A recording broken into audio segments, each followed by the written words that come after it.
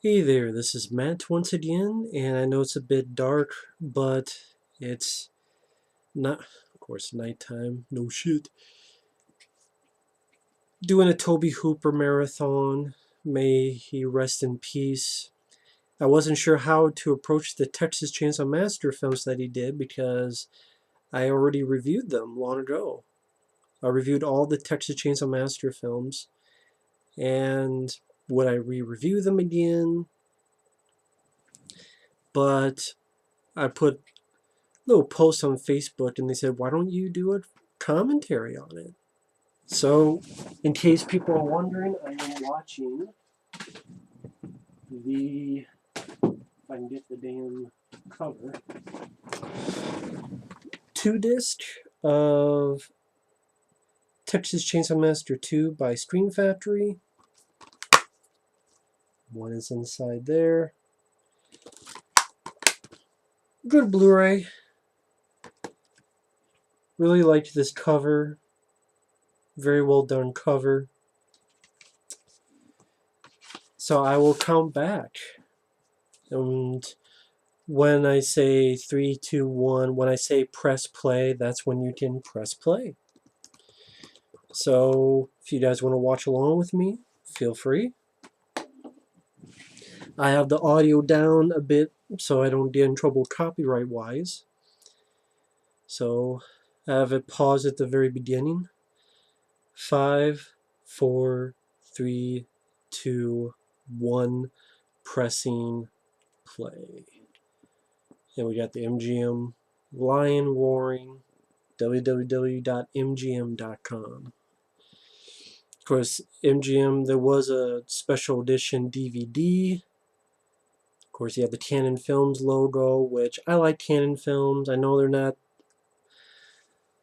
best history.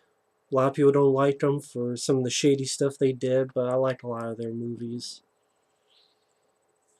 And of course, you have a recap of the original film, this time not done by John Larroquette. But I remember this, I've heard this voice before in some trailers. I think he did the voice for the trailer to Monkey Shines, among others. I'm not sure what the actor's name. I think he was also the voiceover in the trailer for this film. But of course, this is in reference to John Larroquette doing a voiceover in the opening of that one, which he would later redo for the remake. Of course, this is a fun story that John Larroquette, when he did the first movie, he got paid a joint. That was all he paid. He came in, said some lines, Tobe Hooper gave him a joint, then later on he did the remake, got a lot of money for doing the narration at the beginning of the remake. Of course, this film was part of a 3-picture deal by Tobe Hooper had with Canon Films. And the first one was Life Force, which was based on a novel, The Space Vampires. Then it was Invaders from Mars, a remake. And then this was the third one, part of Canon Films' agreement. One of them had to be a Chainsaw sequel. And I know at first Tobe Hooper was not thinking of directing the sequel. He was actually trying to find someone to direct it and he would produce it. I think one name that came up was Russell Mulcahy. Interesting. Because I love Razorback and Highlander and other stuff. There's this Tom Savini special makeup effects. And that sort of leads into this film where this was the first Chainsaw Massacre film I saw. And I remember being a bit freaked out as a kid. This creepy sounding score, almost like a takeoff of this score to Psycho. I always enjoyed the score. I mean, it has a fun soundtrack as well, which I'll get to some of those songs. But I always enjoyed the score and even just the red titles. Very creepy, unnerving score when I first saw this as a kid. And also the head can chopped off as a little kid, I should say sawed, was pretty crazy. It was probably one of the early gore scenes I had witnessed in a film. I think I saw it like once on VHS. Then I had not seen it for years. Uh, until I think it was a VHS, or it might have been a VHS later on where it had Dennis Hopper on the cover of the VHS. Now we get the song Shame on You. Shame, shame, shame, by a band called Timbuk 3. For those that don't know, Timbuk 3 is the same band that did The Future's So Bright, I Gotta Wear Shades. Battle of San Jacinto. Probably said that wrong. Now these two guys, the guy with the glasses, his name is Chris Doritas.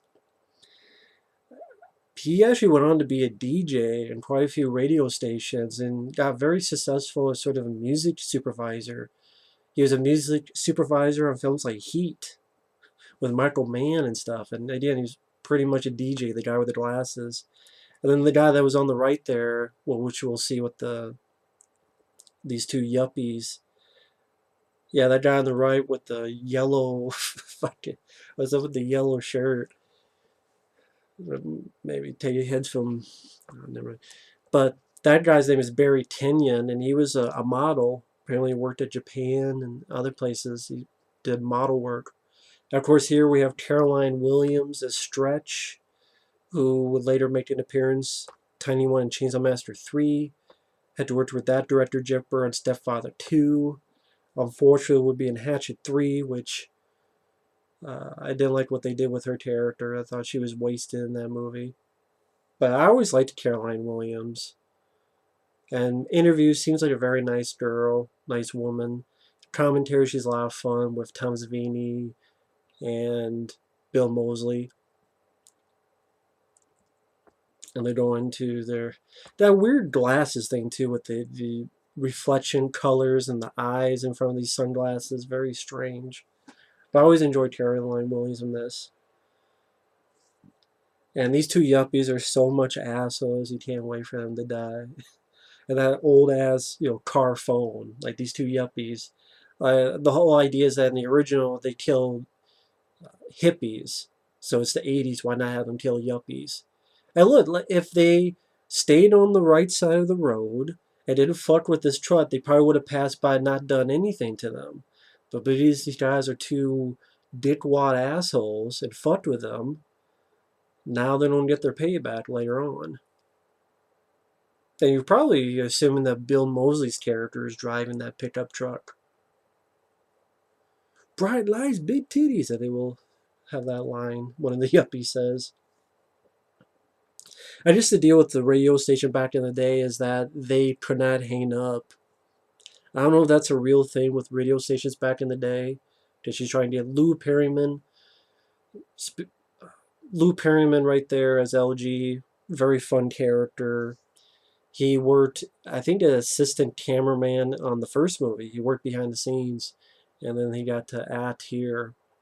Sadly, Lou Perryman died in just a very sad way. There was some asshole, loser, crazy guy who should have been on his meds.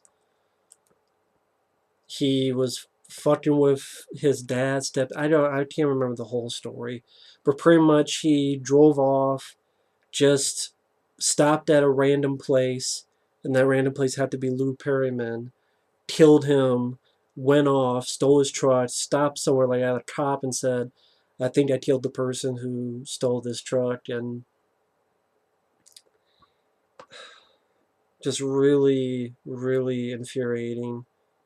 Yeah, I mean, in fact, well, I could probably look up the whole story. I mean, I know it's sad, but yeah, Austin, Texas in 2009 by a 26-year-old man named Seth Christopher Tatum. Yeah, they're probably likes big titties. I don't want to hear it. I want to see it. But yeah, this loser named Seth Tatum had recently been released from prison for aggravated robbery, had gone off his medications, and had been drinking. He later confessed that he had killed Perryman with an axe.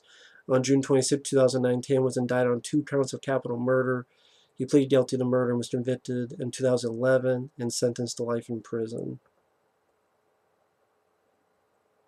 He was released from prison and off his medications. Jesus. And just Lou Perrin being at the wrong place at the wrong time. Very sad. And that's sad. A lot of people, Tobe Hooper's no longer with us. Dennis Hopper's no longer with us. Lou Perryman, Jim Siedow plays the cook. Just very sad. Yeah, and this is where you should not mess with these guys. They get their payback. Of course, you don't see one of the big first effects of Tom Savini. Of course, that corpse there is supposed to be the hitchhiker, Edwin Neal's character from the first movie. But yeah, ran over. I guess they kept him for good measure, for shits and giggles.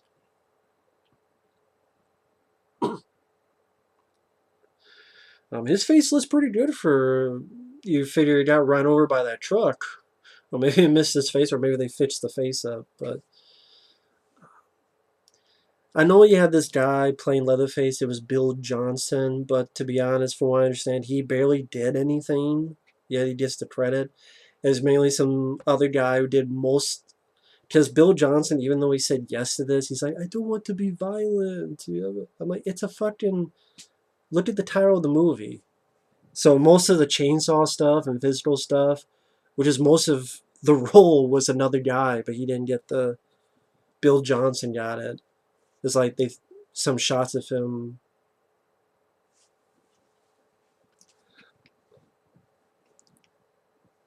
But still a pretty crazy way to open a movie. I mean, chainsawing another guy's car while driving. And yeah, in real life, this bridge is very short, but they made it look like 4 times as long.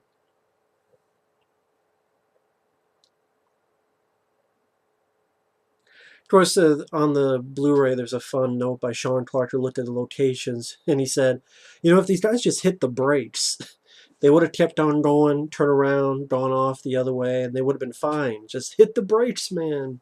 Hit the brakes. But right around here, he's going to get his head fucked up. Here you go. Yeah, this is one of those scenes that, seen as a little child, I'm like, oh shit. It was one of the first times I saw something that gory and violent. There you go, blood's splitting up. I know Tom Savini isn't happy with that shot. I think he wanted another angle that you saw more of the brains and stuff. But yeah, Canon Films, I think that at first they wanted an R rating, but then they said fuck it. After it was submitted by the MPA, receiving its rating, and then they said, fuck it, we really want to get it for this time slot, and I believe it was August of '86. So we don't have time for all these cuts. Just release it unrated. And I think at the end of the day, Canon Films, they were just not happy with Tobe Hooper. I'm pretty damn sure they regretted doing the 3-picture deal with Tobe Hooper because the first film, a big budget film, Life Force, that flopped. Invaders from Mars, that flopped. And then this film, it wasn't the film they wanted. Canon Films wanted more of a serious. They wanted the first movie again. And Tobe Hooper's like, I don't want to make the first movie. I want to make a more comedic, almost satirical, like dark comedy. That's what it is. Much more of a balls out, funny, outrageous, entertaining film. And that was fine because to me, you could not get more intense than the original movie.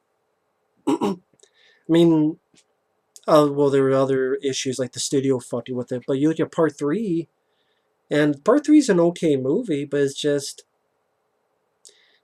it can't be as intense as the first movie. I don't think it's a bad movie, Part 3, but it's just not as intense as the original movie. So why not do something different with him and the writer L.M. Kip Carson, who's another guy who passed away. He's a guy who wrote Paris, Texas, and I think his son, Hunter, would be the kid in Invaders from Mars. Of course, this is Dennis Hopper. I really love his performance here as Lefty.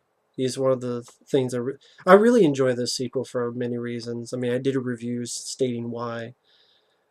I mean, hell of a way to open, nice, Tom Savini effect. Tom Savini at this point, Friday the 13th, Maniac, the Burning, The Prowler, so many other stuff, Creep Show, and this was another notch on his belt. But I know Dennis Hopper at one point said this was the worst film he had ever been in. And then I guess he changed his mind when he did Super Mario Brothers and called that the worst film he had been in. And I'm like, Dennis Hopper, with all due respect, this or Super Mario Brothers are not the worst films you've been in. Sorry, I disagree. And he played a great character. As this Texan, the whole backstory is that I think he's the uncle of Paul Bartain's character in the first movie, the guy in the wheelchair. Brazos. I'd like to see the authority. Lieutenant Lefty and Right. I just think about all the lines he has later on. I'm the Lord of the Harvest.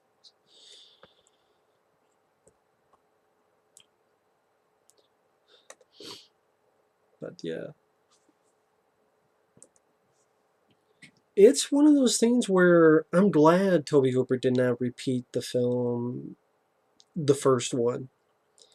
And I know that's the weird thing. You want something different, but then if you get something different, but it's not automatically if something's different. It doesn't automatically mean it's a good thing or a bad thing. It depends on how it's executed. But here's executed well. I mean, just him going, Brazos. Yeah. You tell there's like a twinkle in his eye, and this whole film has a little weird twinkle of its eye. I mean, hell, the theatrical poster and the VHS poster is a nod to the Breakfast Club. And there's Tobe Hooper with the horns on the hat, beard. I know the thing is he always had a Dr. Pepper, and in fact, Tom Savini made this hat with 2 cans of Dr. Pepper. Just how he looked at Dr. Pepper is how I looked at Mellow Yellow. Got a case here while watching this. I know one thing that sadly isn't in the movie. It's not in the deleted scenes.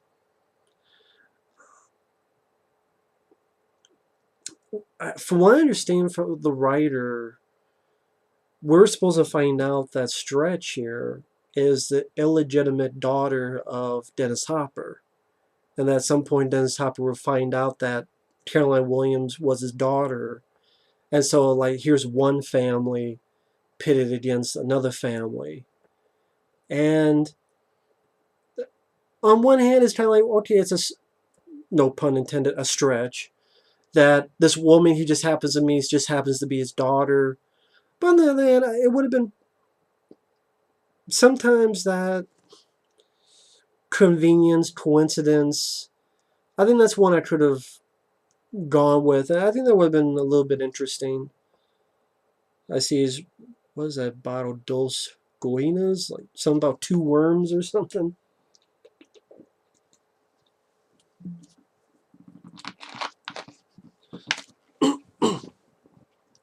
But yeah, I don't really understand Dennis Hopper. I mean, may he rest in peace too, but why he had such a problem with this movie. But hell, there's a lot of things I don't understand. But yeah, Caroline Williams, I think she does a great job here. She's a character that I think she's a good looking character, but she's also has a natural look. Good looking but natural look. She has a fun demeanor. I never found it annoying or irritating. She has to scream a lot, but considering all the craziness that happens, that's understandable. That's another line I like. I ain't got no fear left.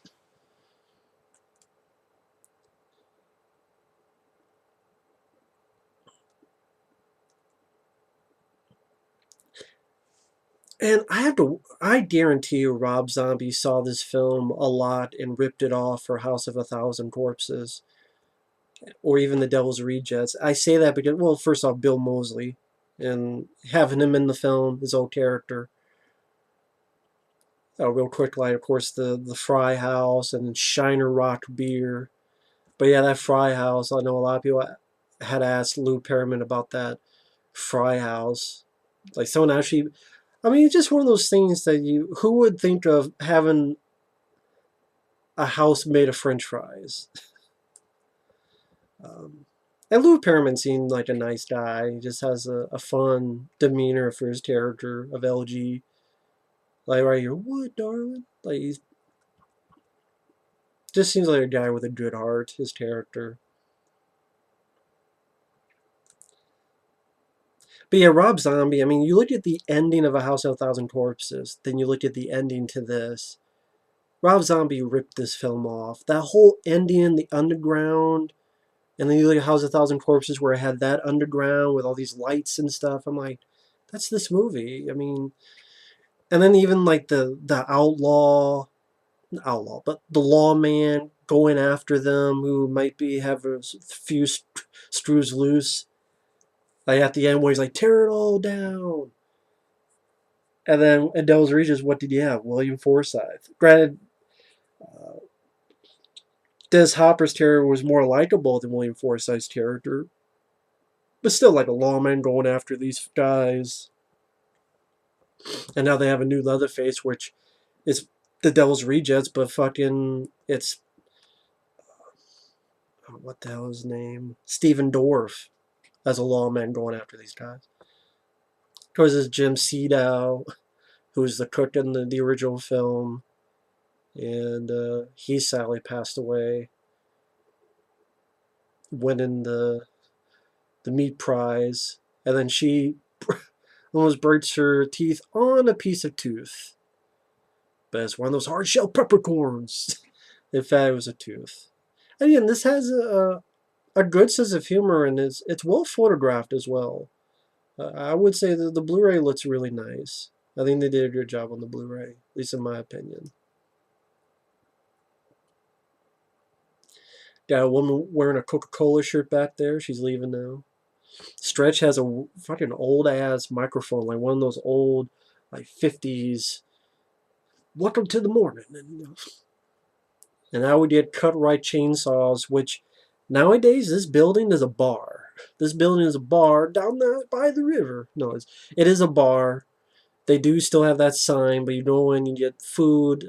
Sean Clark went there for Horror's Hallowed Grounds, which is on this Blu-ray. And this is another fun sequence, just him with no dialogue, going in, picking out his chainsaw. And I was talking about Canon Films, they probably weren't happy with Tobe Hooper. Obviously, they weren't happy because Life Force bombed, and that was a bigger budgeted flick for Canon. Invaders from Mars, they looked at the film, and I think the film was more campier, and they thought it would be more of a serious horror film. And then this one is much more comedic, and Canon Films wanted the first movie. In fact, a lot of people wanted the first movie again, but it's just you can't beat that first movie with its intensity. You can't do that. So what can you do? Go a different way, but I think it's handled very well. I think the script is pretty funny, entertaining. The actors committed. Dennis Hopper, he's not sleepwalking through this. He commits. This is like a gunslinger, only instead of getting guns, it's getting chainsaws with all these $100 bills you don't put down. I think that's really cool.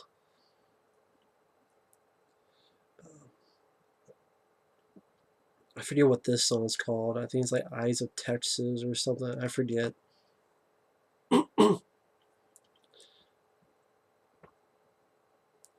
And I like this old guy's look. It's like, what the fuck is this guy on? Like what's up with this guy? Is like worried. Like, should I call someone else? Like, okay, how many chainsaws are you gonna get? It's like, what the hell are you doing? It's like, yeah, two little chainsaws, and then yeah, gonna have one big massive one. I guess it's just you're either with this or you're not. You're with this fun play off the first movie, or you just not. It's just not gonna be for you. But yeah, I mean, I look at Dennis Hopper and I'm thinking, you know, you look at some of the films he's been in. I mean, you were in Ticker with Steven Seagal. I mean, you were in The Crow, Wicked Prayer. I mean, this was not the worst film you've been in. Not at all.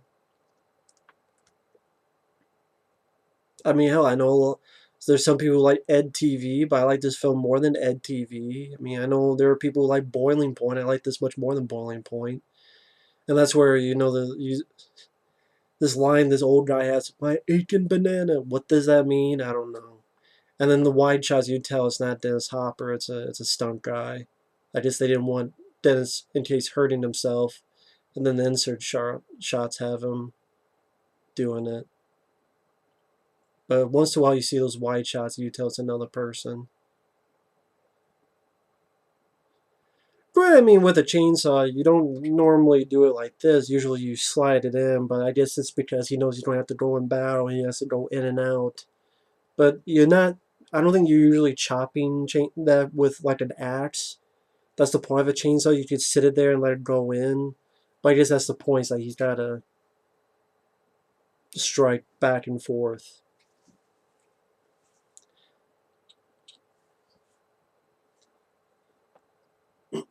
But yeah, Caroline Williams, I always thought she was a very likable, easy to root for.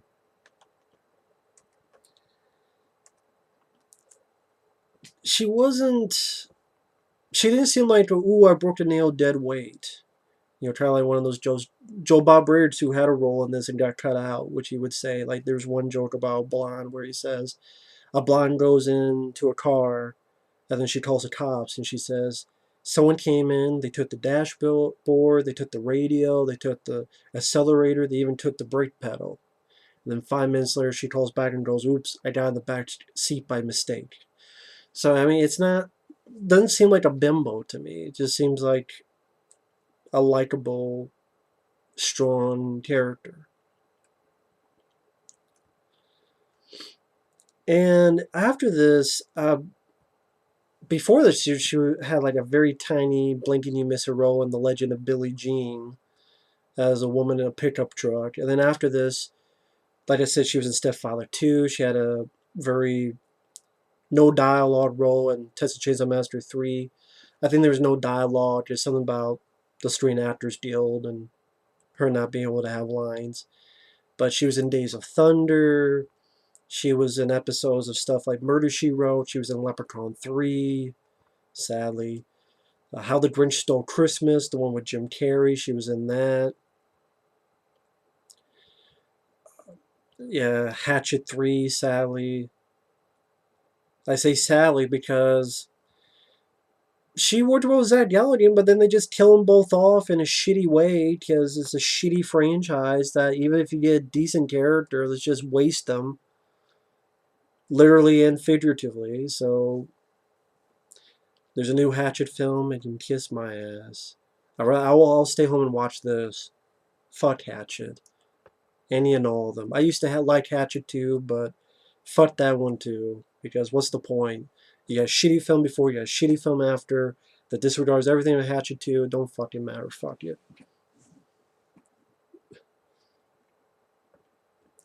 This is her sort of the hero's journey, right? Do you take the journey? Did you play the tape? Take this horrific journey she's going to take now because of this choice? Or if she just threw the tape back, didn't do anything, she would have been fine, still worked in the radio, probably never would have bothered her, and that's it.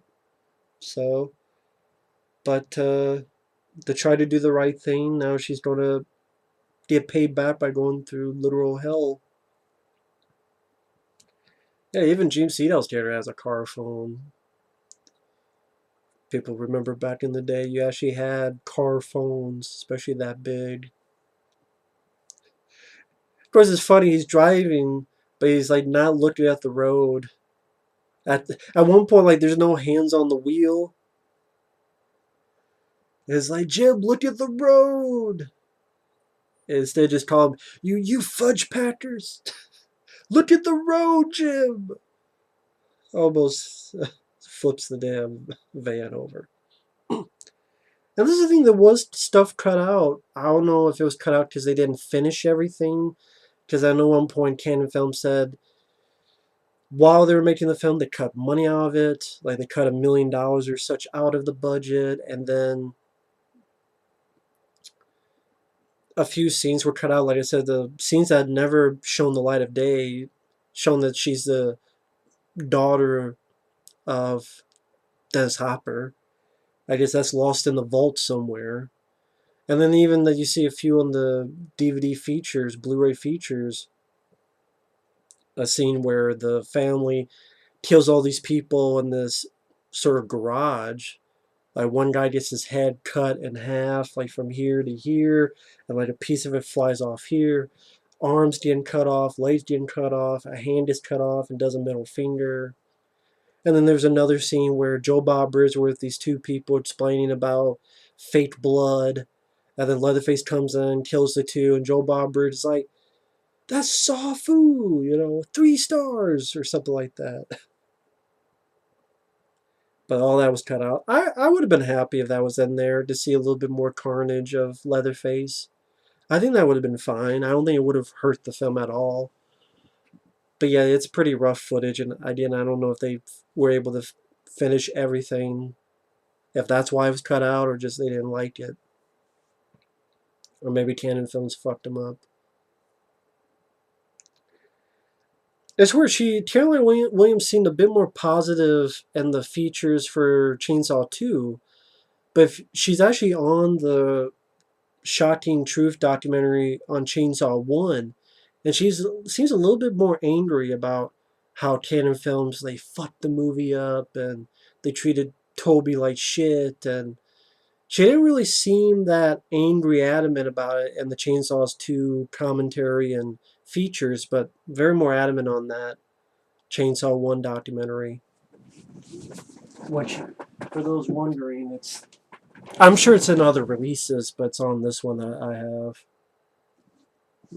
Not much for lighting, but there you go. But yeah, this is where you're going to get the appearance of Bill Moseley, who is a lot of fun in this film as Chop Top. Very memorable character. Bill Moseley, he had done this thing called the like Chainsaw Massacre. And he played this hitchhiker type at the end of it, where he's like, "Ooh, look, hitchies." Tobe Hooper apparently enjoyed it. Said, "Hey, if I ever do a sequel, I'll look you up," and it did. So they shaved his head, gave him this plate where he would scratch the skin. And part of the reason he was doing that, to take some pieces of the skin that's been grown there. That's why I never drew back on the dome. The reason there's a dome there is that he keeps taking off the skin and eating it. That's the character of Chop Top. And then also he keeps scratching because maybe he could get to a point that gives him a little bit of a kick. Like if he can almost hit a piece of his brain. And yeah, this is a pretty weird radio station because you got rugs on the wall, which maybe that deals with sound, rugs. But you also have this big, heavy door, which is reminiscent of the original film when he hit the guy on the head and then slammed the door shut. But this film has a nice usage of colors too. I mean, even right there, you behind that red glow of this door, and especially the finale. But it definitely seems like a dirty place. But I guess I've never been in a radio station, so I guess these rugs maybe do something with insulating the sound, the music, maybe. I don't know. Either way, it's an interesting look. But yeah, this is where you have Bill Moseley. Very memorable character. We're going to be in a lot of stuff, including House of a Thousand Corpses and Devil's Rejects with Rob Zombie. Him and his Sonny Bono wig, as he'll call it.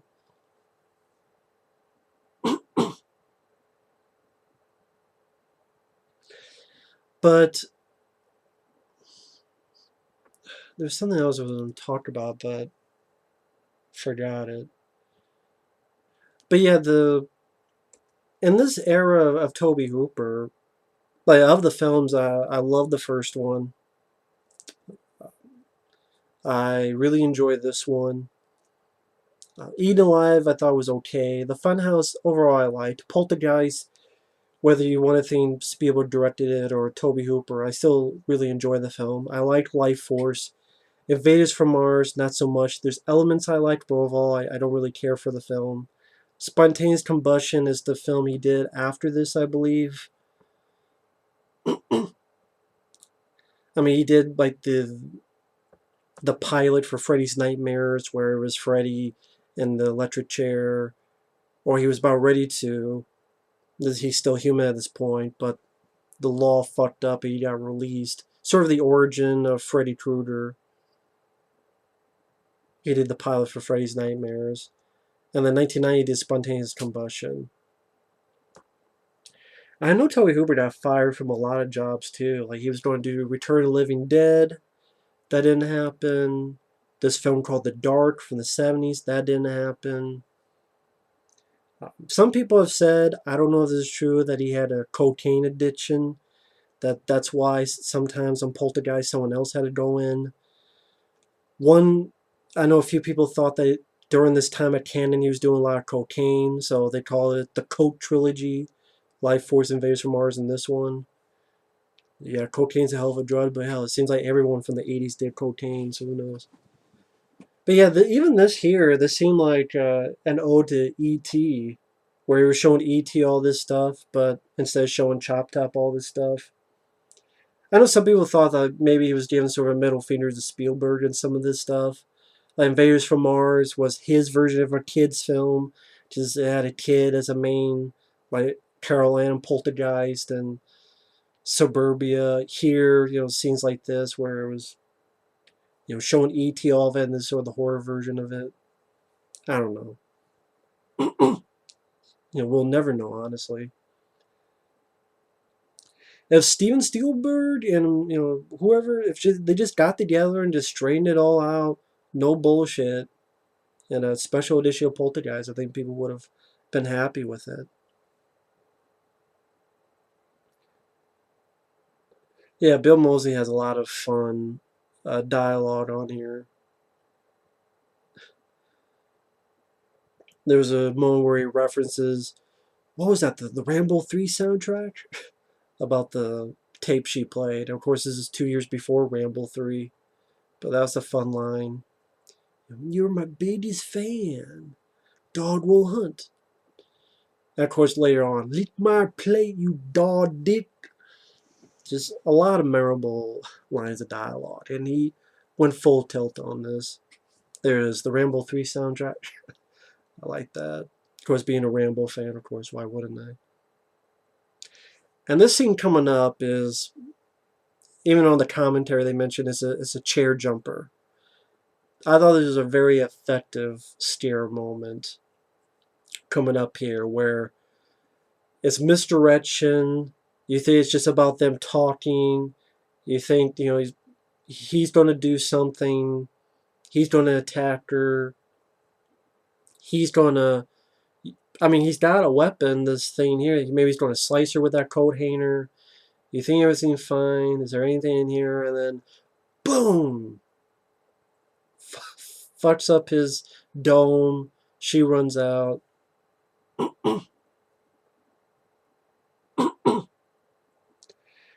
And that's why you have this door, because if it was just a normal door, first off, again, a node to the original, but why wouldn't he just cut the door down? Well, it's this sliding metal door, so that's why he doesn't just cut through the door.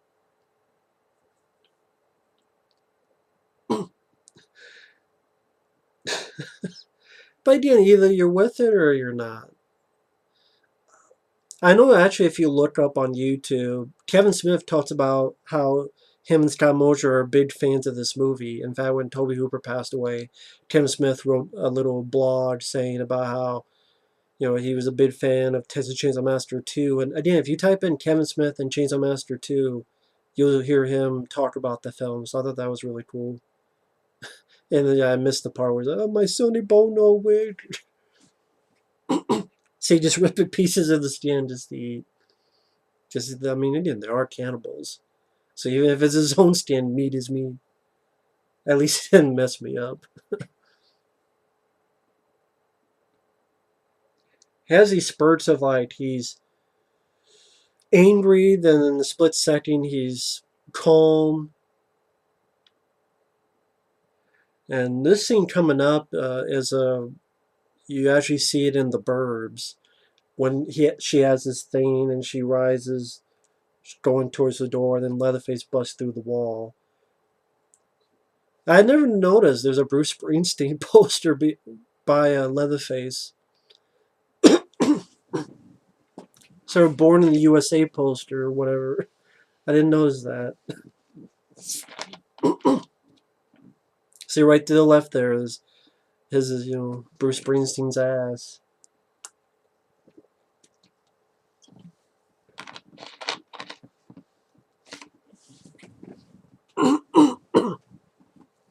I do know they offered Gunnar Hansen to be Leatherface, and Canon Films, whoever did this was an asshole. The Gunnar Hansen, may he rest in peace. Because they're like, well, we'll give you steel plus 10 for your agent.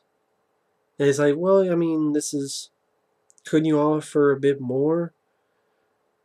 Okay, we'll just give you steel then, even less, because you don't have an agent. So they just very insulting, and they just Gunnar Hansen didn't do it. Just like, I mean, he didn't. No one got paid for the first movie, so give him at least a little chunk of change. You would think Tobe Hooper could have had some power to do that. Come on, give him a little bit of chunk of change. It's the guy who was in the first one. If it was Robert Englund, you would do it. Granted, I know Robert Englund talks, but still, come on now.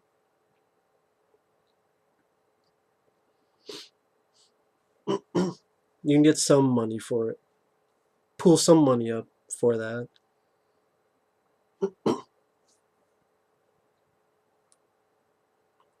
Here you go. Let my play, you dog dick. Ooh, very hard fall there.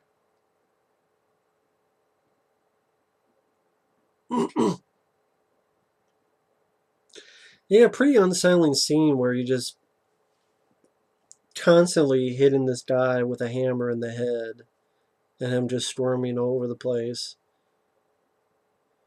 And that, again, that's sort of the thing is that this movie goes from at times unnerving stuff to dark comedy to bloody to like, what the hell is this movie? But it's unique.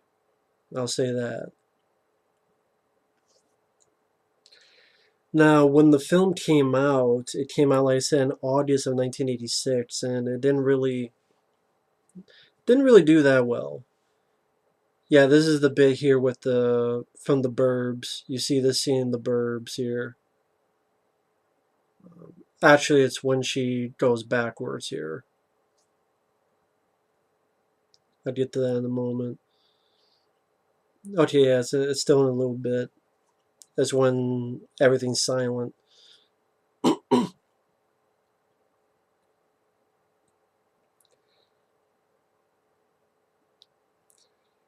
Yeah, right here. This is the scene that's in the Burbs when Tom Hanks is flipping through TV and he like sees the scene from The Exorcist and the scene from this film.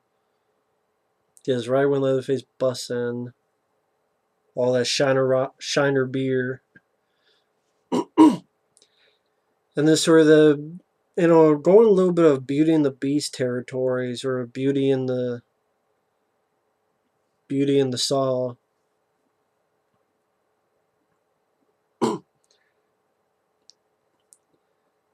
But he's like, how many times do I hit Lou Pearlman in the head? Jesus. And then like Leatherface is hitting this ice and it's spraying on her face as if it's something else spraying on her face. And Leatherface seems like he's wiggling like he's coming and going. And Chainsaw's a dick and the ice is cum on her face. I'm just gonna be blunt and honest. Just fuck the. I mean, that's what it is. Just rocking Saw back and forth like a dick. And then, around the saw around her thigh and her trying to do whatever she can survive.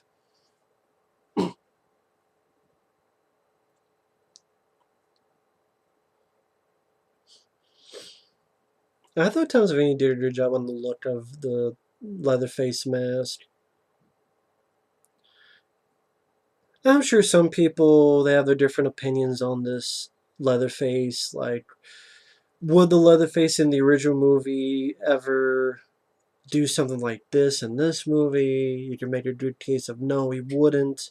At the same time, this is Tobe Hooper making a different kind of chainsaw. Not quite a parody, but not quite a spoof, but very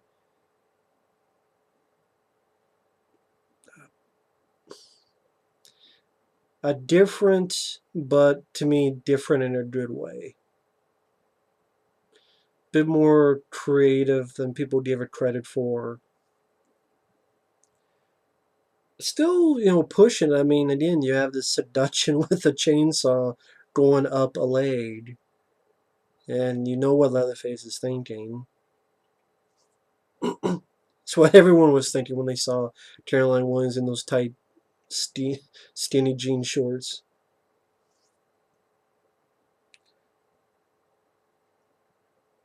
But I would say it shows Caroline Williams is smart because she's trying to use her head, and you know a way into a monster's heart can be sex. So use whatever you can, what you got. And it does work, so.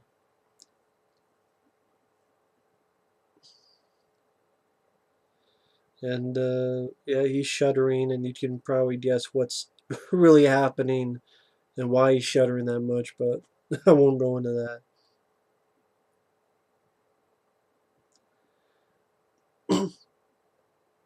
And I guess it's supposed to be like he's confused and what's going on here? Why am I feeling this way? Yeah, I know a lot of this is not Bill Johnson because Bill Johnson, even though it's Leatherface and you're using a chainsaw, no, I'm not going to use the chainsaw that much, so let's get another guy to do this.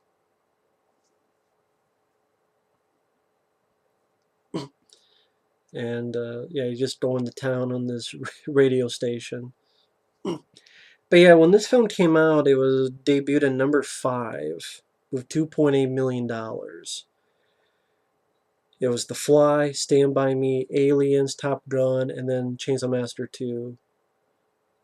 And this is where it's just, yep, that chainsaw tours, or if you didn't get what it represented, you get it now.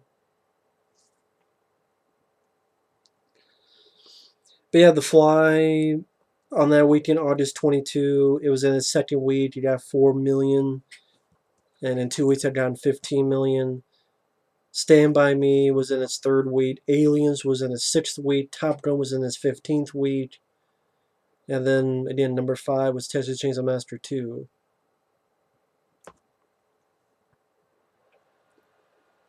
This is talking about with his Bill Moseley, like he's mad. Look what you did to my plate, you bitch. And then in a dime, you got her, huh? Did you get her good? Like, first he's pissed, then he's like, you got her good, right? And not only that, but Bill Moseley's, he stole records too. You see it in the bathroom. He stole a bunch of fucking records.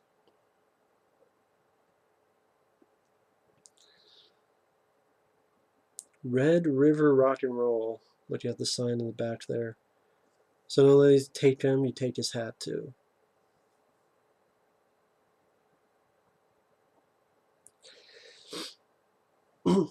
But yeah, I mean, speaking of Tobe Hooper, after this, he did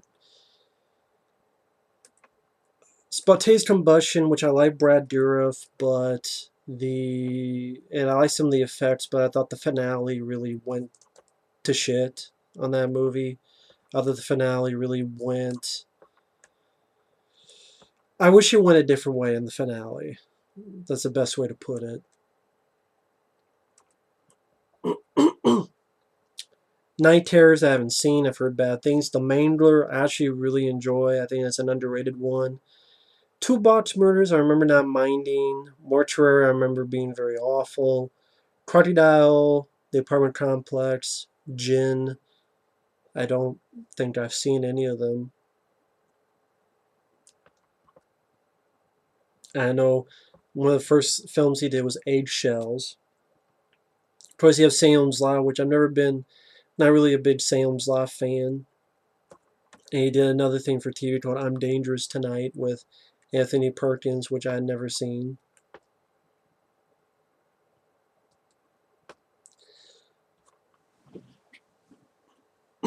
And I really do enjoy this store, sort of a take on Psycho.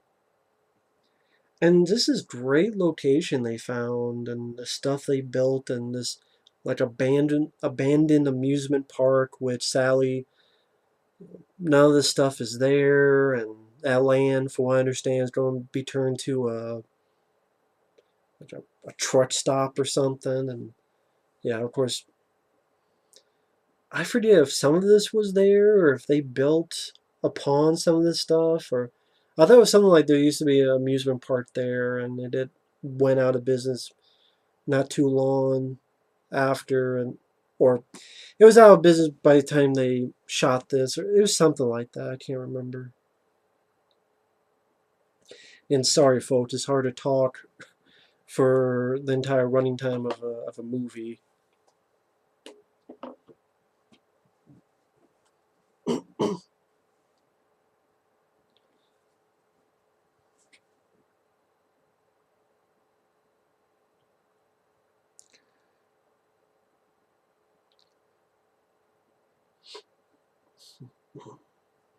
But I really like I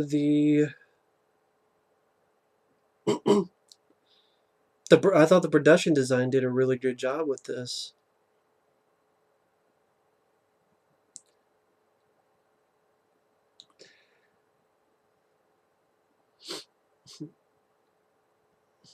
I don't really know why she thought, like who she thought this car was, because she saw the truck that she was following, so I don't know who she thought this car was. And I don't know why Dennis Hopper doesn't just stop and or lean his head out and go, "Hey, it's me." I mean, Dennis Hopper, you lean your head out and just go, "Hey, it's me, stop."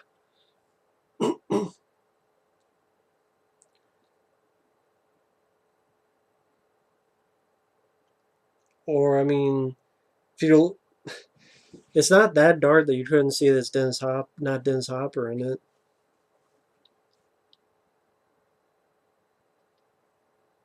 And she just, I don't know if someone opened that door or that I guess that door just opens by itself.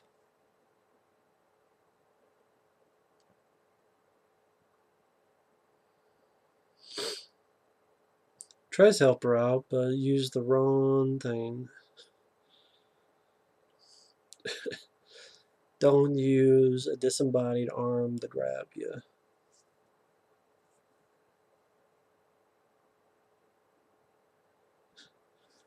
Guys, it's just gonna break just like that.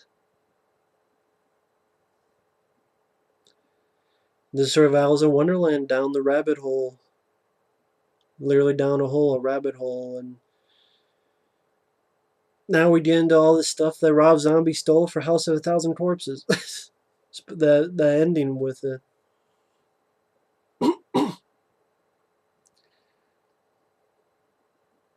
And this whole production design and the way this whole place looks is fantastic. You do tell, definitely they had a bigger budget than the first movie. And just how they set everything up and how, again, this whole place looks down there. It's like, yeah, that is hell. You really get a feeling, yep, she is in hell. That is a hellish place to be.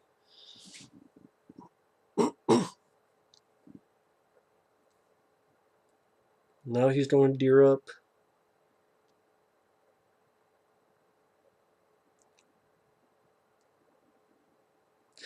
I guess one thing I could say I kind of wish we would have seen more is of Dennis Hopper. You know, he's geared up with all these chainsaws. Him being able to do more. I mean, it's mainly just sawing random places to bring the place down. which really, what does it do at the end of the day? I mean, there's only about 3 of them, and it's not like, oh, he brought the whole place down, now everyone gets crushed at the end. It's a grenade that happens to be an Edwin Neal's corpse's thing that blows everything up. So, what was the whole point of him bringing it all down? It doesn't really result in anything if you think about it. I bring it all down. What does that do? Except one moment fucks up Caroline Williams' character. It's like, well, although I don't know what else he could have done.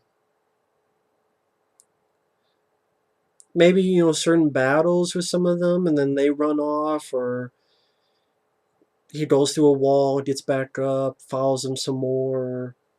Like maybe some mini battles throughout it. I don't know. Some mini battles stretched out through it.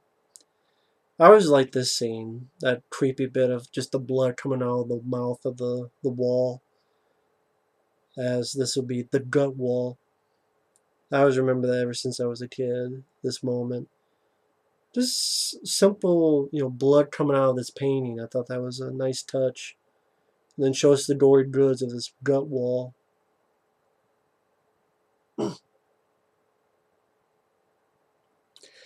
Granted, I don't know what the purpose of the gut wall is, because you would think all this stuff would have been stuff they ate, or maybe it was stuff they didn't want and they just put it behind a wall for some reason. I don't know.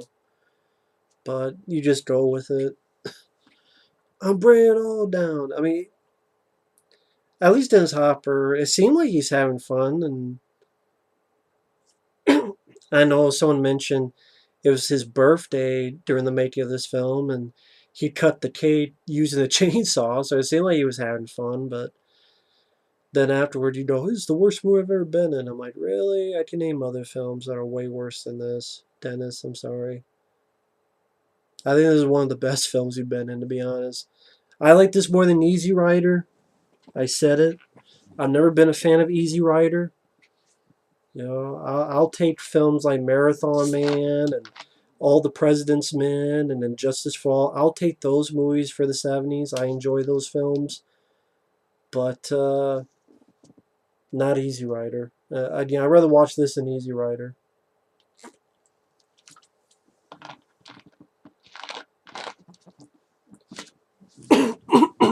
Just my opinion on it. But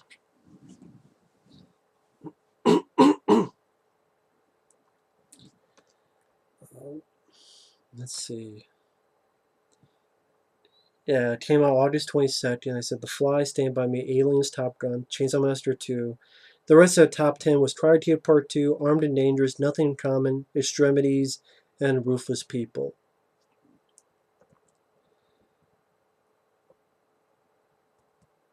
And yeah, man, this film didn't do much of anything. I'm guessing Canon probably thought this would be the big moneymaker.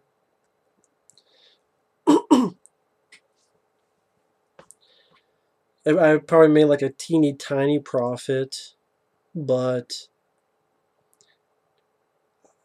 yeah, not much. Just reading off some stuff on Wikipedia. The sequel received a mixed reception from critics and audiences alike. Both positives and negatives refer to its emphasis on black comedy and gore, and departing from the first film's utilized minimal gore, low-budget vérité style, and atmosphere to build tension and fear, sort of that documentary style. Director Tobe Hooper decided to focus on its black comedy as he believed this was present in the first film but was unacknowledged by viewers because of its gritty content. Despite the mixed reception, the film eventually gained a cult following.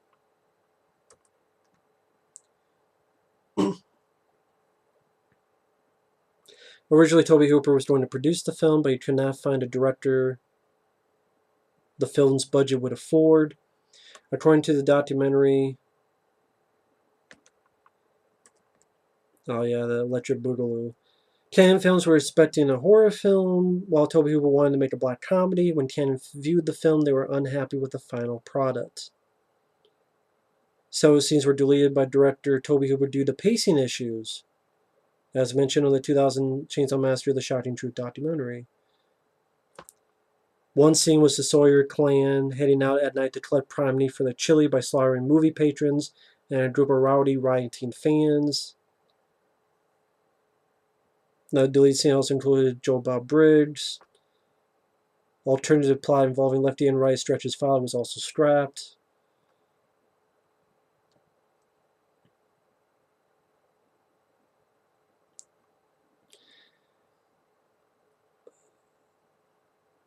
Some reviews. Roger Ebert wrote, Part 2 has a lot of blood and disembowelment to be sure, but it doesn't have the terror of the original, the desire to be taken seriously. It's a deep show. Yeah, that was on purpose. It's a black comedy. It's a gory, supposed to be fun movie. And there is some unnerving stuff. I mean, right here, it's a guy getting his face cut off. And then, in order to help her, he's going to put her friend's face on her face. And then the guy whose face she has on gets up. If that's not fucked up and crazy, I don't know what is. Jesus.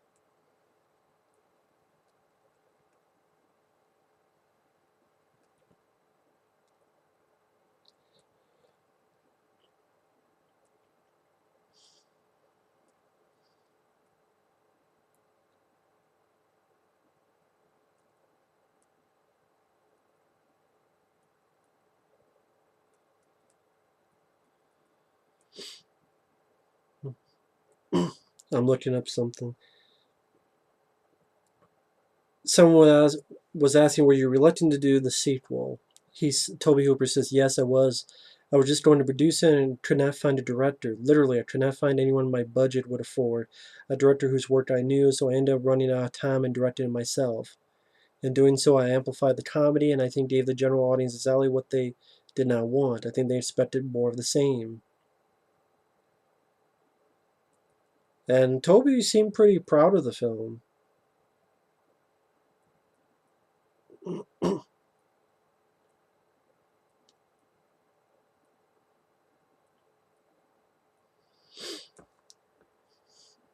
mean, look at this. Just putting your friend's skin.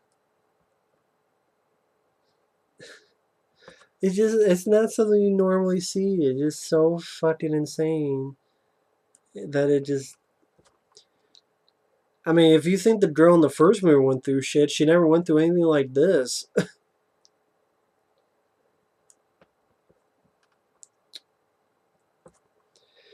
All Movies Review was favorable, writing much hated at the time of its release. Chainsaw Massacre 2 has aged remarkably well, now playing as a strangely effective, if none too subtle satire of several facets of 80s excess. It was released on VHS by Media Home Entertainment the same year. When initially released on home video and Laserdisc, it still had no rating. When reissued on home video and on DVD, it was given an R rating by the MPAA. Yeah, that's a weird thing. At the time, this was an X. It's uncut, uncensored. You do the same film today, it would easily get an R rating. Easily. That's what's so fucking strange about it. That's what crazy about the times. It's like Friday the 13th Part 7, you got all that shit cut out, or Hard Target, all with Van Damme, all that shit cut out. But then if you released it today, it would easily get an R rating with no muss and no fuss. It's fucking crazy, man.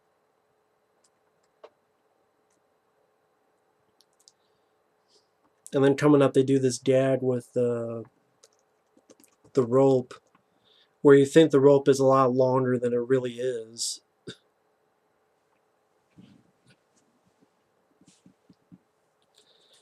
And not only that, but tying her hands that way so she cannot take the mask off no matter what.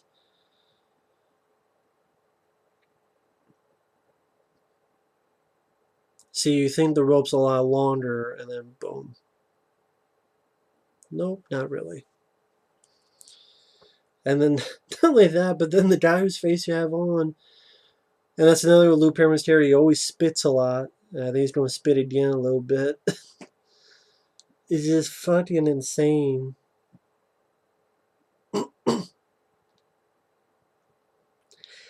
I remember hearing at one point Tim Hinkle, who wrote the first one, he wanted to do a sequel with Tobe Hooper that it was like a town full of cannibals, something like that. Then of course he went on to do The Next Generation, which is a piece of shit. Spits right again.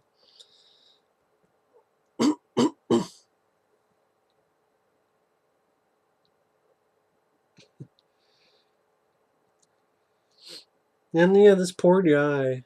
I mean, not only poor guy in real life, unfortunately, but even in the movie, even after getting hit like 50 times with a hammer, his face is skinned off, half his body skinned, he's still going up to help him. I mean, the helper.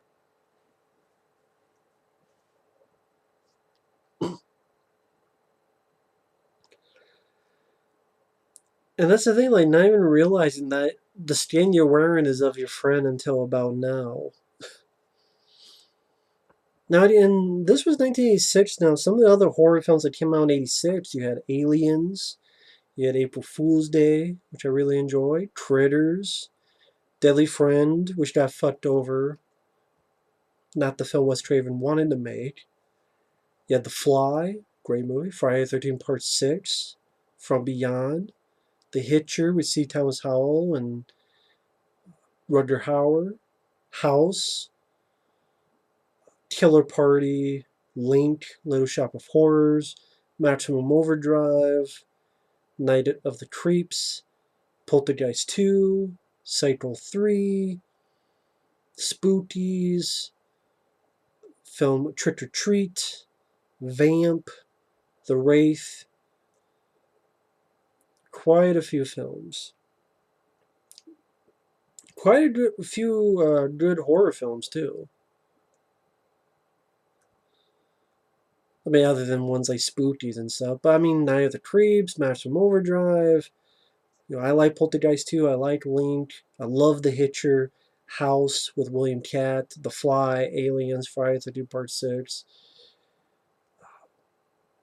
You didn't have an Elm Street film. That's right. You didn't have an Elm Street film. I think none that year, because '87 was Elm Street 3, and then four was '88, and 5 was '89. Yeah, there you go. Give him back his face and give him back his head, like a good Texan funeral. But I like that. I like that there's a final moment. Her saying "I love you." That might not mean much to people, but moments like that, you could easily see a movie for not having a moment like that. You really can. Where there's a character and the person just leaves and never thinks of that character again, even though that person died and you cared about them. Having a little moment like that makes me like her character more, have a final moment for the character that helped her out. Again, there are many movies that will forget moments like that. But this movie, having moments like that, is another reason why this is a pretty damn good flick. I mean, there are many movies that you can mention. I will be honest, I can't think of any off the top of my head because my head.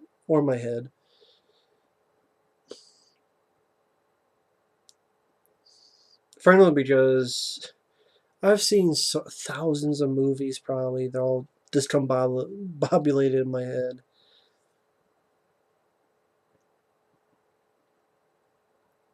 Again, that's why it's hard to do commentaries by yourself, especially of a film that you had nothing to do with, just being a fan of.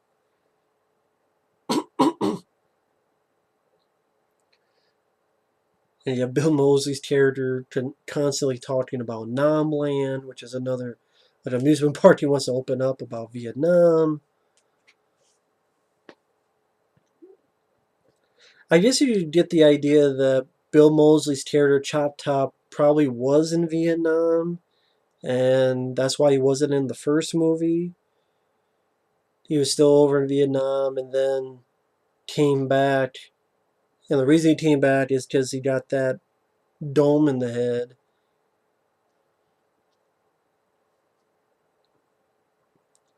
Which makes me wonder how the hell that guy got through basic training. Okay, like, do you imagine a Full Metal Jacket version of Chop Top going through basic training? Maybe a guy like Arlie Ermy training him. Who knows? Maybe he was like Vincent D'Onofrio at the beginning, and then he had an Arlie Ermy type, and then instead of shooting himself, he went in, got his head fucked up, came back as this guy. The alternate future of Vincent D'Onofrio. See, that's what I mean. I wish Dennis Hopper had a bit more to do. It's just like maybe have some mini battles. Like try to get rid of that guy, and maybe he's battling Chopped Up here, something happens, battling Leatherface here, something happens. He's cutting stuff down, or stuff's falling down, blocked. He has to get through another way. Because all you have is just randomly, here's Dennis Hopper cutting this thing down. He's cutting this thing down. And at the end of the day, what does it amount to? They're still in that big dinner scene and still has a fight with him. Again, it doesn't really amount to anything. Him cutting all this shit down.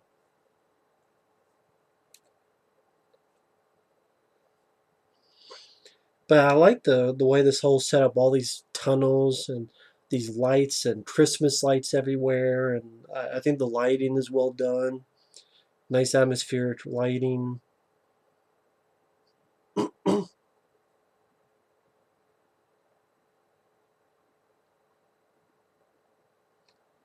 In this moment, like, who the hell was that? And then this thing with Leatherface. Did you see that? Yes, no. Yes and no. Again, maybe that's why people didn't like the film, because they thought, well, Leatherface is a bit too soft. They felt he was a bit too soft because of what he's doing here.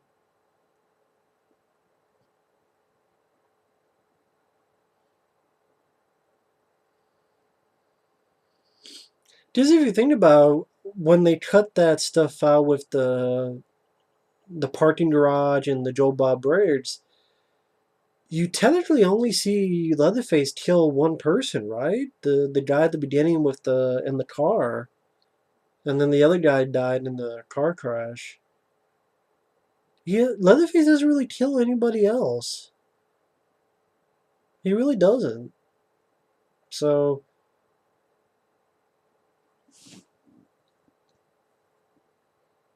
I mean, it was more Chop Top killing Lou Perryman's character. Of course, this is where Dennis Hopper finds there's Paul Bartane's Franklin from the first one. Yeah, the wheelchair. You see what damage did to his face, where chainsaw went right through here, and even his teeth separated.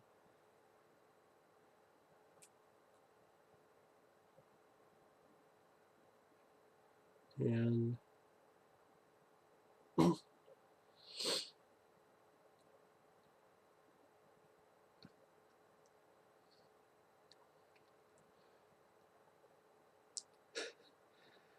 I love this character Dennis Hopper plays. Like he's a guy I want on my side with his, I'm tearing it all down. I'll take this place back to hell. I'll take you all back to hell. I love that.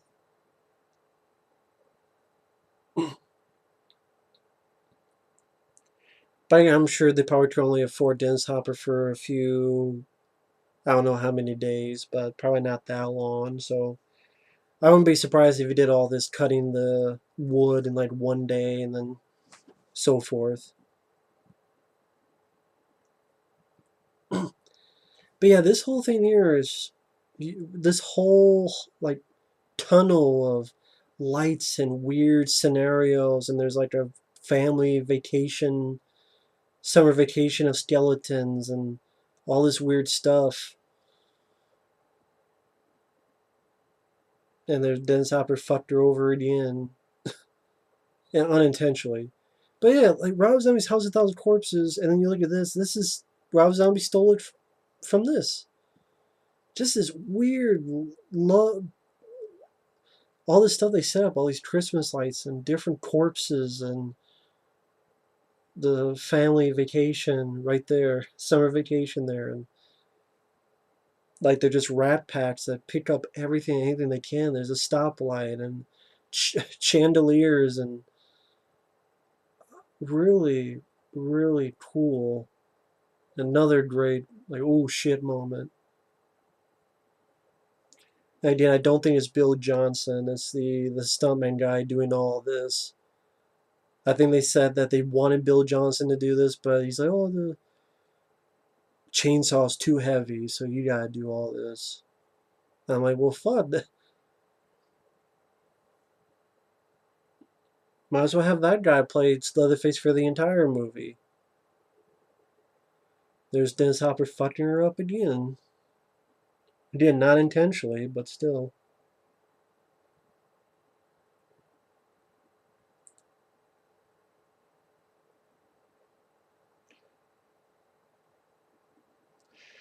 I guess that's why Dennis Hopper is sawing everything down just to fuck her over unintentionally.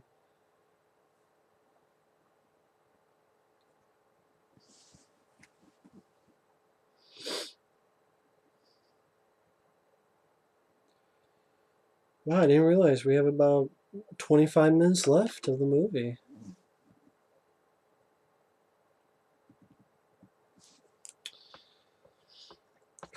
Again, this is what's hard about doing a fan commentary. You run out of stuff to talk about because you don't have someone to bounce off over. Even though I made long reviews, even then I'm like, man, it's hard to talk about any movie for over an hour.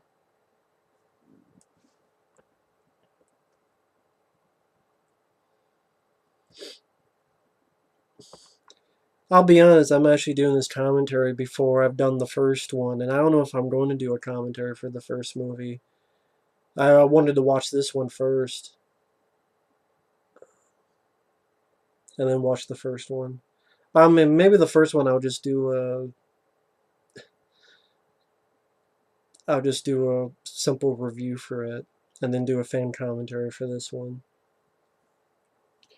Because I do like the first one. If I do that, let me tell a little bit about the first movie. I first saw that on cable, and I think it was back to back with part one and part three. I lived on a farm in the middle of nowhere in Iowa, a different part of Iowa than I am now.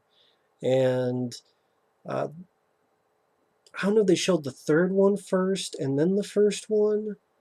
I know it was around between 97 to 99. It was somewhere around there. I think it was on IFC or one of those channels.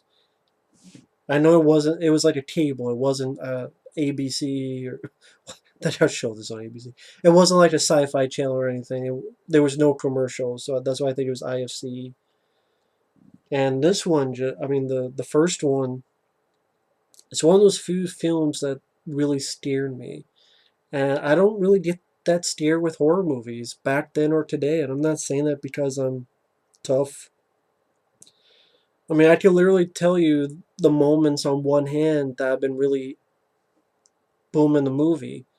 I mentioned, that first gore scene that I saw as a kid, the opening of Aliens, like when I was 7, 8, 9 years old, just because of the music popping up, like oh shit, what's this? And the lights coming up at the titles and of the store. And as a 8, 9 year old kid, put my blankets up. This one, I mean, the first one, very intense. Well, right there, the Saw is family. I got stuff for that great line, which was used in a lot of advertising for the third movie, The Saw is family. But yeah, the very opening of this one and the opening of Aliens, the original film on cable, just for how it's documentary style, was felt very real. very intense. And then the actually, I would say the Blair Witch Project, just because I had never seen a film like that, and seeing on VHS on that same farm in the middle of nowhere. Never seen a film like that before. It was original to me, and like, what is this movie? No one at school talked about movies. No one at all. Like once a blue moon, they mentioned an Adam Sandler movie. That's it at school. No one knew anything about horror films, action films, nothing at the school I went to in middle and high school. So it was mainly me going into movies, talking about movies, thinking about movies. And the Blair Witch Project, I remember by the end of the film, my heart was like, I'm like, oh shit, I guess I'm really getting into this. But I mean, there have been films that have great atmosphere. I'm like, oh, that's creepy. Jacob's Ladder, Exorcist 3, they're creepy. But I actually scared a couple moments when I was a kid. Texas Chainsaw Massacre, maybe the Blair Witch Project. I could count that on one hand. I'm not saying that because, I'm tough or anything. It's just, I think because real life is scarier than movies, so I've never really been scared by movies. And when you learn more about movies, you learn more about how they're made. And right there, that skeleton on the left, the Doctor Strangelove sort of skeleton riding the bomb down on the left there. I didn't notice that before. Sort of this, I think the Slim Pickens sort of, we don't see it now, but when it pulled back.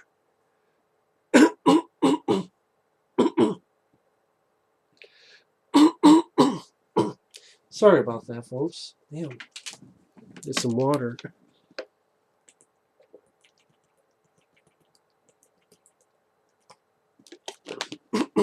That's the thing, like these people who've got to scream in these movies, how the hell their voices they don't give out. You would think the voices, they would just lose their voices when they got to scream so many times in a film and so many times in one scene. Again, I don't know if you train your voice for that or what.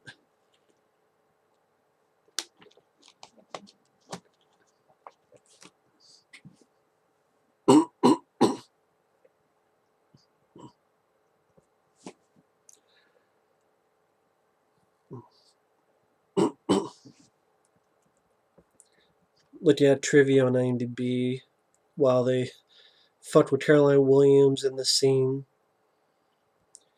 Director Tobe Hooper and co-writer of the original, Tim Hinkle, originally had an idea for a sequel that would feature an entire town of cannibals and also be a satire of the film Motel Hell, which itself was a satire of the original Chainsaw Massacre. I think there was another film Tobe Hooper was going to direct, Motel Hell. The title of that sequel was to be Beyond the Valley of the Texas Chainsaw Massacre. Wow, what a shitty title. But the studio forced considerable changes to be made to the screenplay, even hiring a new screenwriter, and the result of those changes became Chainsaw Massacre 2. I'm just reading what's on the trivia on IMDb. Caroline Williams wanted to make a strong impression at her audition. When she was called in, she went to the end of the hallway and ran screaming into the room, where she pulled Tobe Hooper and Ellen kicked Carson out of their seats and used the chairs to barricade the door before she began her scene. Yeah, Dennis Hopper thought this was the worst movie he'd been in. Like, he later said the same thing about Super Mario Brothers.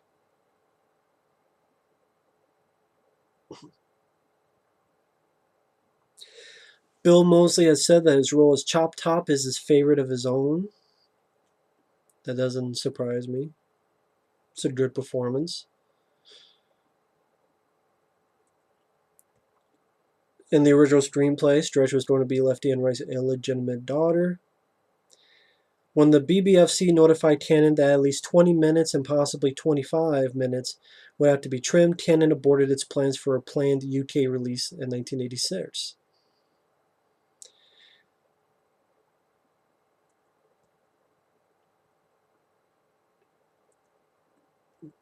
A release in West Germany in 1986 was not possible because the film was banned before the film could be released in theaters. In 2012, Turbine Median acquired the rights to the film and started work on getting the banishment revoked.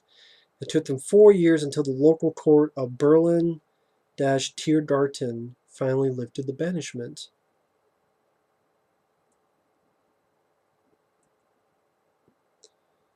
In an interview, Tobe Hooper said that cutting the film down to 90 to 100 minutes was a major priority for Cannon so they could have more screenings per day and potentially make more money.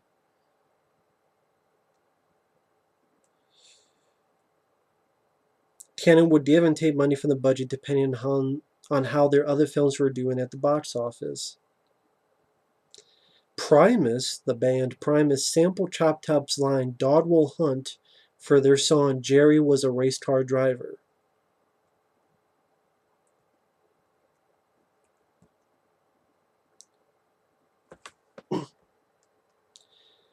Throughout the film, many references are made to the Red River Rivalry or Red River Shootout. Oh yeah, okay, I mentioned that. There was a sign there. In regards to the football game going on during the film, this was not invented for the film. As an avid college football fan can tell you, the Red River Rivalry is the common name for the animosity between the University of Oklahoma and the University of Texas. The film takes place during OU versus Texas weekend. Okay. After LG leaves the radio station, Stretch plays the Lords of the New Church's Mind Warp. This song is uncredited.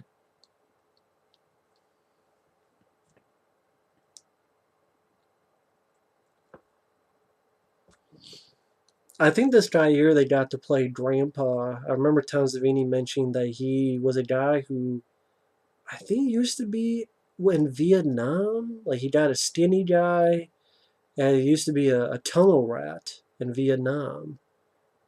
And I thought it was some good makeup they did on the Grandpa character, on all the characters really.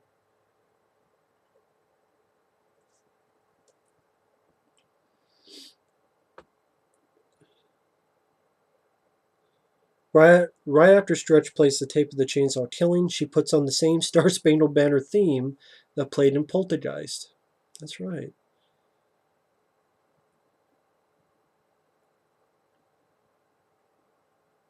And that's where Dennis Hopper now is coming into play here.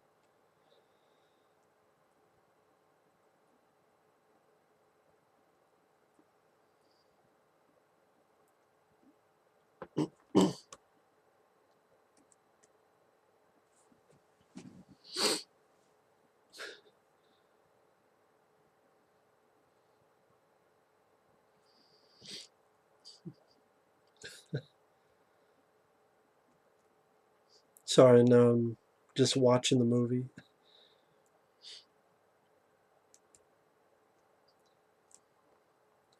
Dennis Hopper is such a good point for this movie to have.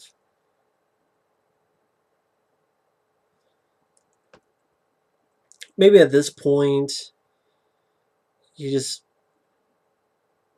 trying to get his foot back in the door of Hollywood after years of drugs and stuff. So he's like, oh yeah, I'll take this movie.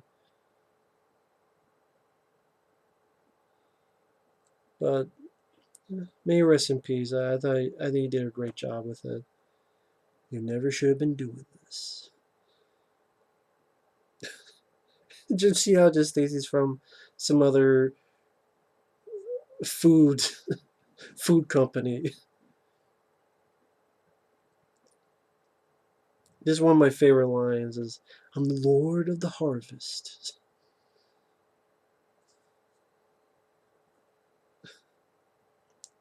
Just like so weird. It just seemed Jim Siedow offering him money. The Lord of the Harvest. Was that some new health food bunch?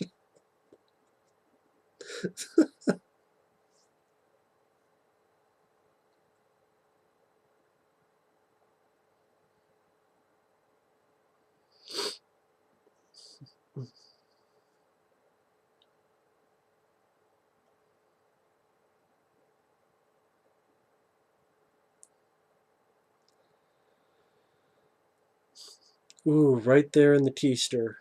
I wonder if this point, because of stuff cut out, but I noticed that he called Franklin, who was a relative, brother. And here he calls her sister, while before he called her Stretch. Like when she fell in, I think he said Stretch. Now he's calling her sister. So I wonder if this point somehow he knew that it was her relative. I don't know. I mean, I would love to have seen that. Just like I would love to see, you know, the same year Deadly Friend they got fucked up, the original cut of that, but we'll never know. But yeah, here you can tell that some of the wider shots, it's not Dennis Hopper, it's another guy for these wider shots. I guess, for the danger of wielding these chainsaws.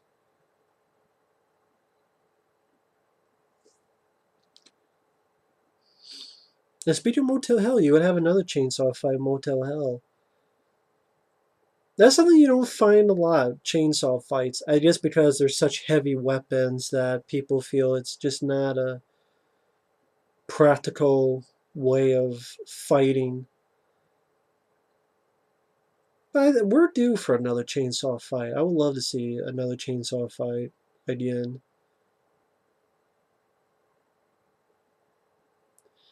And I don't mind the chainsaw fight in Motel Hell. I would probably say I like this one more. I like the movie more than Motel Hell, and I like the chainsaw fight movie here than Motel. I like Motel Hell, don't get me wrong. I do have fun with Motel Hell, but I would say I like the movie more and the fight more in this movie. I still liked it in Motel, but if someone asked me which I prefer more, it'd be this one.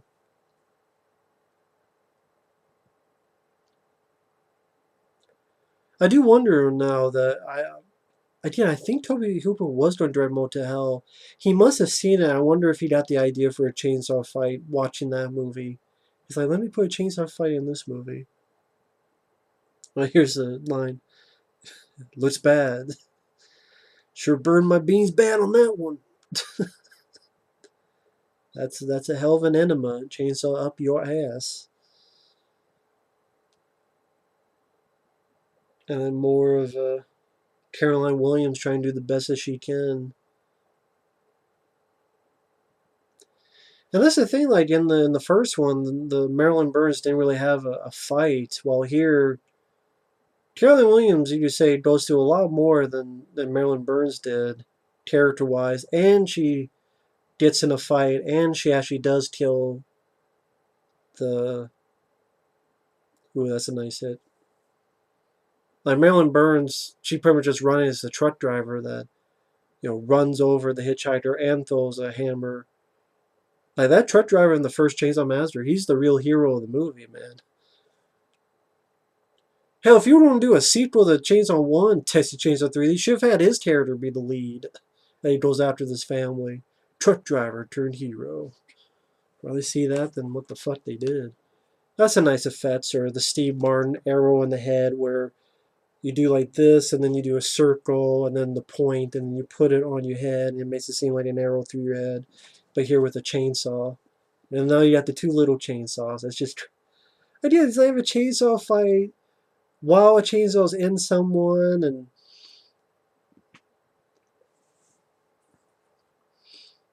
I don't know if this ending was always meant to be this way. For some reason, I wonder if this grenade thing was. If this was like a different. Like maybe it was something different in the script. But there's like, oh, let's end it here because we don't see them get blown up. And just seemed like, what? He had a grenade there the whole time?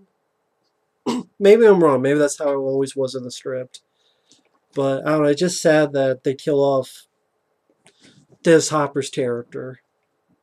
I mean, right, he unintentionally got Caroline Williams in the trouble, but I mean, he fucked up the cook in his ass. He stabs, Leatherface.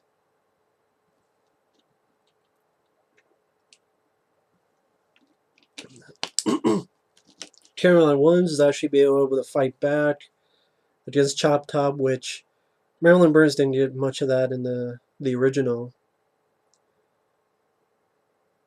And a callback. EXIT. Exit.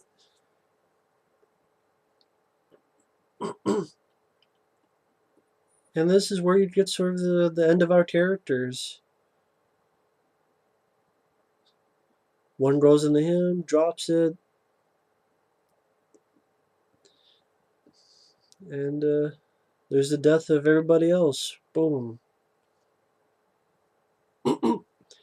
Just killing everybody. And that's why, Chainsaw Massacre 3, it's... Even though they put Caroline Williams in there, Jeff Burr, but that's just she worked with Caroline Williams and Stepfather 2, it really makes no sense that Chainsaw 3 would be related to this one, because Leatherface had a saw right through his stomach and a grenade blew up. I mean, Leatherface would be dead. Everyone would be dead. So, I mean, yeah, chainsaw through your stomach and a grenade. So, yeah, there's no point. There's no reason. You tell with Chainsaw 3, they just wanted to ignore Chainsaw 2, which I thought was a mistake.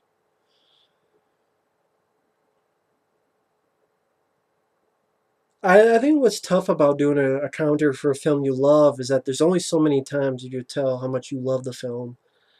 I actually wonder what it would be like to do a ranting commentary on a film I hate. I was actually thinking of doing a ranting commentary on Texas Chainsaw 3D, since that's supposed to be the true sequel to Chainsaw 2. I mean, Chainsaw 1. This isn't the true sequel. Texas Chainsaw 3D is the true sequel. So I'm like, I was thinking of doing a ranting comedy on that. Like, fuck this movie.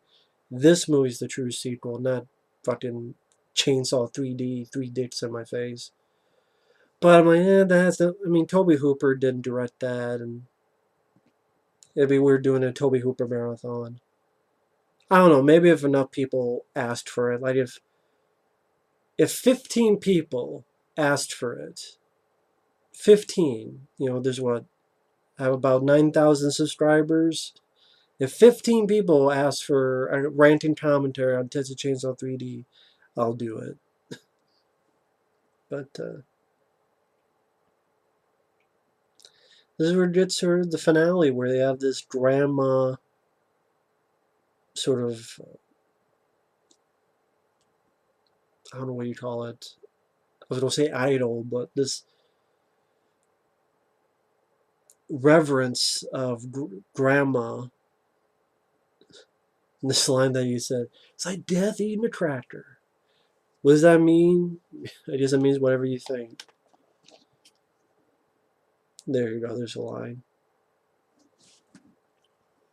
Yeah, Bill Moseley just committed to the role. Caroline Williams, she's not a pushover. She's like, fuck this shit.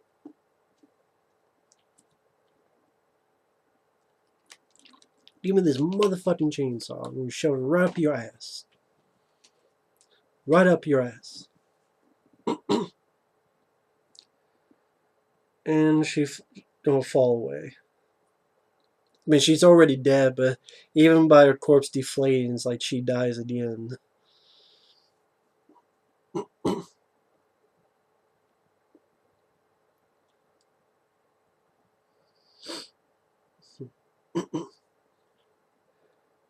Sorry, now I'm just watching the film. Just watching him slice her back up.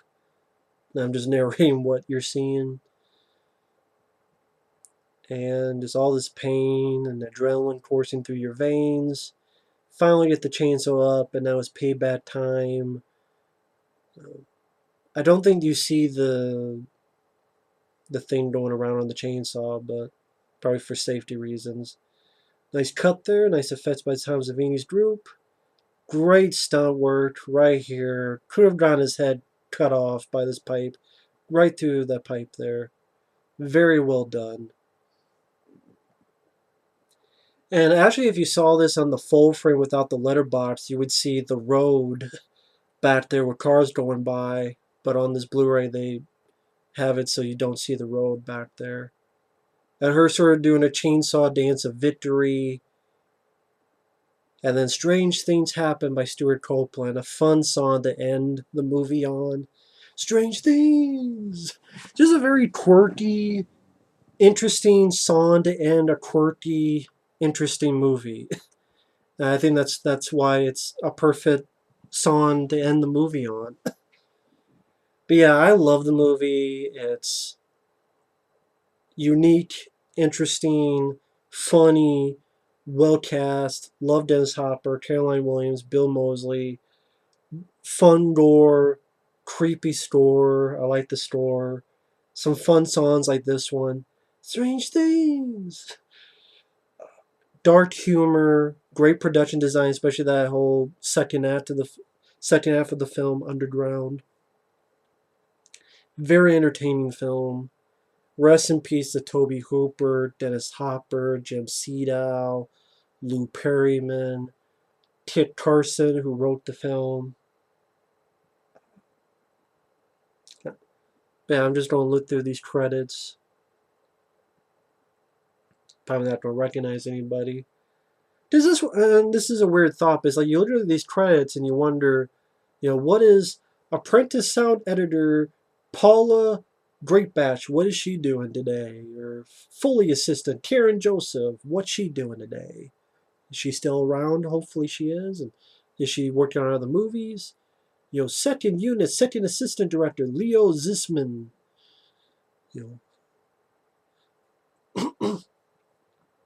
But yeah, this is definitely a film that gained a cult following, especially on VHS. That's how I first found it. Interesting soundtrack, Google Muck by the Cramps. No One Lives Forever by Oingo Boingo, written by Danny Elfman. Yes, that Danny Elfman. Timbuk 3, Life is Hard, and they did the Shame on You song. Timbuk 3 again, they did the song Future So Bright, I Gotta Wear Shades. Stuart Copeland. Very fun song to end the film. Special thanks to a lot of places in Texas. Big Red Ink and Shiner Beer. Based on the motion picture Texas Chainsaw Massacre. He wanted to do a different film, and I thought he made the right call because he could not be more intense than the first film. But so go for a lot funnier. Great sequel. Solid Blu-ray. A Canon film. Thanks for watching this commentary. Hopefully it was okay, somewhat interesting. Yeah, it's hard to do commentaries for so long. Maybe do a commentary on Poltergeist if a friend of mine wants to join. Again, I'm still not sure about if I'll do a commentary for the first film. Might just do a review. I'm not sure. I'm still thinking on it. Again, it's hard to do a commentary. Maybe I will try and see what happens. We'll see. But either way, thanks for watching. Take care. And we'll see you later. Bye-bye.